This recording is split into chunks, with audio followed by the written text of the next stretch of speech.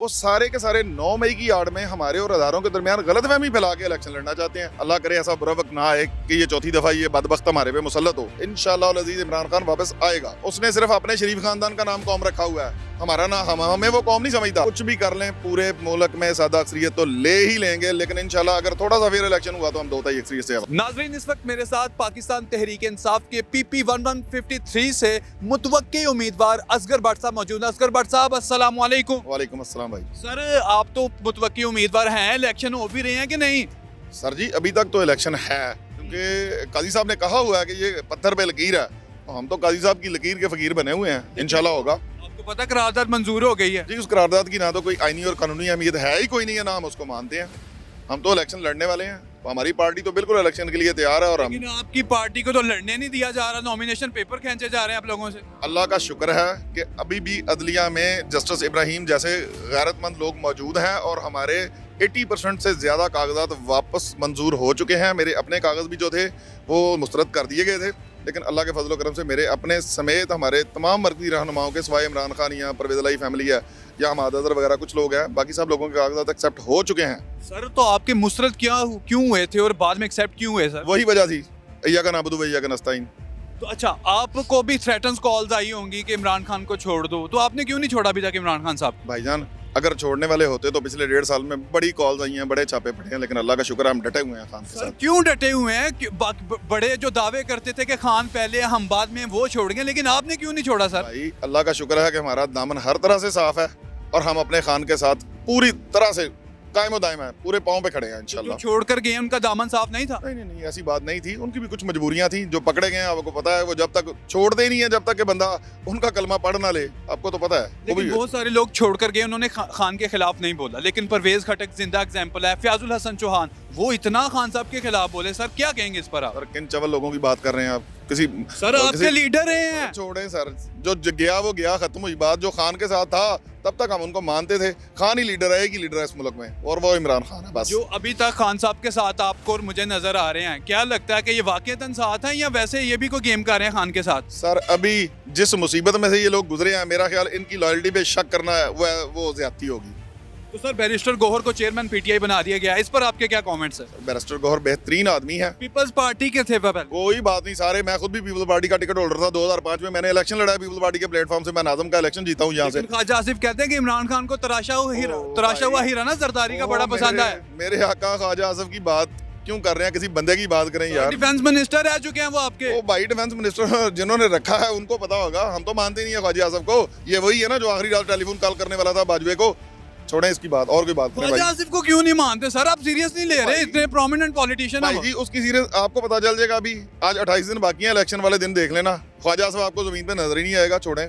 PTI नजर आएगी हमें सर? हर जगह पे, हर जगह। जो इस वक्त PTI के साथ हो रहा है, हमें नहीं लग रहा कि PTI की हुकूमत बनेगी। पता नहीं अब क्या होता है। सर, ये अवाम जो है ना, ये एक बम की सूरत में बैठे हुए हैं। इस बम को फट तो लेने दें, देखें होता क्या है। आपको इंशाल्लाह ताला नजर ही कोई नहीं आएगा। शेर शूर सब भाग जाएंगे इंशाल्लाह ताला। बोले ना, फजल रहमान भी कह रहे हैं कि इलेक्शन ही होने चाहिए। सर, वो तो शिकस्त के खौफ से कह रहा है, आपको पता है इस बात का। मौलाना फजल रहमान जी बिल्कुल। कहते हैं कोई शिकस्त का खौफ नहीं, सिक्योरिटी खर्चात की वजह से कह रहा हूँ, और ये मौसम बड़ा सर्द है, वोटर बाहर नहीं निकलेगा वोट डालने के लिए, इसलिए हमारी हार जो है ना वो मुतवक्की हो सकती है। भाई, सर्दी किसी मेरे जैसे बंदे को तो लग सकती है। मौलाना साहब को सर्दी लगनी नहीं चाहिए जितनी चर्बी है मौलाना साहब पे। क्या कह रहे हैं आप? नहीं, मौलाना साहब को ऐसे ही डर रहे हैं यार, शिकस्त के खौफ से डर रहे हैं। आपको तो क्या लगता है कि जो आपके एरिया PP 153 PTI भारी है या एवं बातें बनी हुई हैं? सर, PTI भारी नहीं है, PTI बहुत भारी है इंशाल्लाह ताला। आप 8 तारीख का रिजल्ट वोट पोल कर लेने दें लोगों को। अगर लोग पोलिंग स्टेशन पे पहुंच गए तो इंशाल्लाह ताला यहाँ से भी 70% वोट PTI को पड़ेगा। लोग वोट बल्ले को दें और निकले शेर का। इंशाल्लाह इस दफा नहीं होने देगा PTI का वर्कर। कैसे नहीं होने देगा सर? सर, हमारी ग्रिप है पूरी पोलिंग स्टेशंस पे और पोलिंग के इंशाल्लाह ताला सारे स्केड्यूल पे। पहरा देंगे आप लोग? सर, पूरा डटेंगे? सर, डटे हैं, डटे रहेंगे इंशाल्लाह। कहीं आपके जो वोटर है ना, बिरयानी की खुशबू आप लोगों का फैसला ना बदल दे। सर, वो बिरयानी वाले हमारे यहाँ ही नहीं, आपको पता है वो किस पार्टी के हैं। नहीं, बिरयानी की खुशबू आपके वोटर्स का कहीं फैसला ना बदल दे। ना, इनको 9 मई का दबाव नहीं कहीं लेके जा सका। बिरयानी क्या चीज है? कुछ नहीं होता, डटे हैं। ये 9 मई की बुनियाद बनाकर आपके जो ओपोनेंट है वो कह रहे हैं कि PTI जो है ना एक दहशतगर्द तंजीम है, दहशतगर्द पार्टी है, इसको इलेक्शन लड़ने का हक नहीं है। इनको हक ही नहीं पहुंचता कि ये पाकिस्तान में आकर हुकूमत करें, पाकिस्तान में इलेक्शन कॉन्टेस्ट करें। सर, बात ये है उनके पास ना तो कुछ कहने के लिए है हमारे खिलाफ, ना कुछ अपनी कारकर्दगी बताने के लिए है। वो सारे के सारे 9 मई की आड़ में हमारे और हजारों के दरमियान गलतफहमी फैला के इलेक्शन लड़ना चाहते हैं, उसकी आड़ ले रहे हैं। उनके पास तो कुछ है ही नहीं है, ना कोई बयानिया है। 18 माह की हुकूमत की बदतरीन कारकर्दगी है, बदतरीन कर्जों का बोझ, बदतरीन महंगाई का बोझ उठाया हुआ है उन्होंने। वो तो भाग रहे हैं सिर्फ। डिफॉल्ट होने से बचाया, वो तो ये कहते हैं सर। अस्तगफिरुल्लाह, अस्तगफिरुल्लाह। 22 अरब करप्ट होने से नहीं बचाया मुल्क को। 22 अरब डॉलर के रिजर्व हम छोड़ के गए हैं, तो मुल्क डिफॉल्ट होने वाला था। मुल्क तो अब डिफॉल्ट होने वाला है। वो कहते हैं कि इमरान खान की पॉलिसीज ऐसी थी कि मुल्क डिफॉल्ट हो गया था, हमने डिफॉल्ट होने से बचाया, हमने शबाना रोज खिदमत की आवाम की 16 माह में। सर अगर हम उनके कहने पे जाएं ना तो फिर तो बात ठीक है, लेकिन अगर आप ग्राउंड रियलिटी को देखें ना, तो मैं आपको बता रहा हूँ कि 22 अरब डॉलर के रिजर्व हमने छोड़े हैं।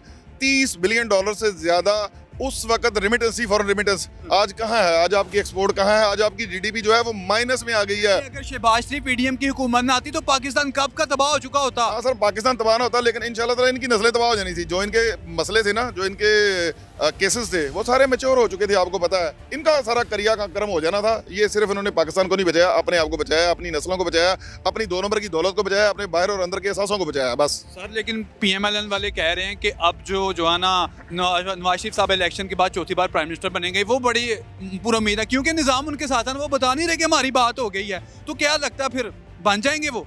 सर मैं आपको एक बात बताऊं, वोटों की सर पर नहीं बनना, ये तो मुझे पता, मैं ग्राउंड का बंदा हूं, मैं पब्लिक के पास जानता हूं, लेकिन निजाम उनके साथ है, स्टैब्लिशमेंट उनके साथ है, तो क्या लगता है अगर वो बन जाएंगे? सर अस्तगफिरुल्लाह, अल्लाह करे ऐसा बुरा वक्त ना आए कि ये चौथी दफा ये बदबख्त हमारे पे मुसल्लत हो। जहाँ तक उनके कहने की बात है, देखें जी, अगर वो ये बात नहीं कहेंगे तो वो अवाम में एक तासर को प्रिवेल करवाना चाहते हैं कि जी हम तगड़े हैं, हमारे साथ आके मिल जाओ। ऐसी कोई बात नहीं है, फैसला अवाम के बात होगी हुई है सर। सर वो बात जहाँ करके बैठे हैं इंशाल्लाह ताला छोड़े। वज़ीर-ए-आज़म रायबंद से होगा, वो कह रहे हैं। सर वो लाड़ी सी बात पे रहे हैं, उनके पास और कहने के लिए है क्या? लोगों को बताने के लिए यही है कि साड़ी गल हो गई है, बस। हमें तो ये खबर मिली है मियां साहब 2/3 अक्सरियत मांग रहे हैं। अस्तगफार, अस्तगफार, ऐसा कुछ नहीं होगा भाई, कुछ भी नहीं होगा। अवाम वोट देगी और अवाम के वोट से इंशाल्लाह भला भी बहाल हो गया और इंशाल्लाह अज़ीज़ इमरान खान वापस आएगा। सर इस वक्त जो पीटीआई के लीडर्स के साथ हो रहा, अगर पीएमएलएन के लीडर्स के साथ ऐसे होता तो क्या लगता है कि वो नवाज शरीफ साहब के साथ कायम रहेंगे या छोड़ जाएंगे उनको? सर नवाज शरीफ के साथ जो हैं उनकी बात छोड़े, नवाज शरीफ के साथ इसका एक अशरे शीर भी हो जाता है। नवाज शरीफ खुद भाग जाता है, जब भी जरूरत पड़ती है वो तो खुद निकल जाता है। उसके साथ वाले तो इतने मजबूत हैं ही नहीं, वो खुद बड़ा कमजोर आदमी है। मैं कौम की खिदमत करने के लिए आया हूँ, अवाम को खुशियां देने के लिए आया हूँ, खुद गम लेने के लिए आया हूँ। भाईजान कौम, उसने सिर्फ अपने शरीफ खानदान का नाम कौम रखा हुआ है, हमारा ना, हमें वो कौम नहीं समझता।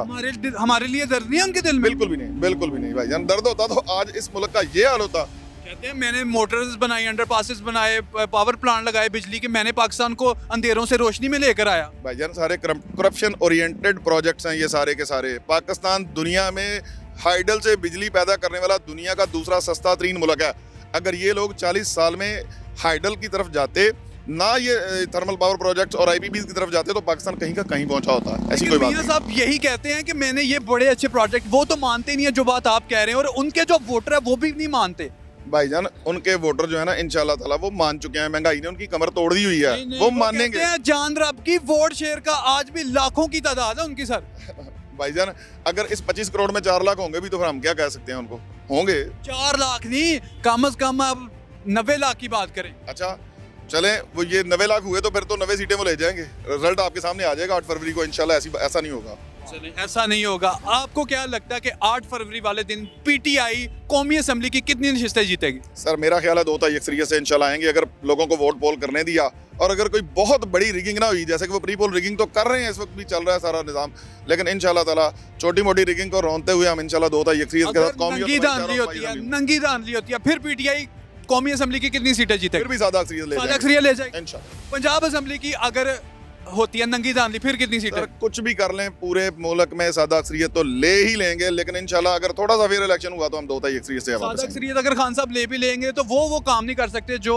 2/3 के साथ कर सकते हैं। ये तो फिर खान साहब यही कहेंगे कि दोबारा इलेक्शन करवाएं। ये नहीं, सादा अक्सरियत से आप आराम से कानून साजी कर सकते हो, आईनी तब्दीलियां नहीं कर सकते, कानून साजी हम फिर भी कर सकेंगे इंशाल्लाह ताला। फिर ऐसा नहीं होगा क्योंकि पिछली दफा हमारे पास सादा अक्सरियत नहीं थी, इत्तेहादियों के सर पे सारी हुकूमत खड़ी थी, और जो कुछ हुआ जैसे रजीम चेंज हुई वो आपको पता है, इत्तेहादी एक एक करके गए, हमारे अपने गए, तो इंशाल्लाह ताला ऐसा नहीं होगा। ठीक हो गया। असगर भट्ट साहब का नाज़रीन कराम, आपने इंटरव्यू मुलाहिजा फरमाया। इनके इंटरव्यू पे आपके क्या कमेंट्स हैं, कमेंट सेक्शन में ज़रूर बताइएगा, और हमारे channel daily stories of Pakistan को लाजमी सब्सक्राइब कीजिएगा।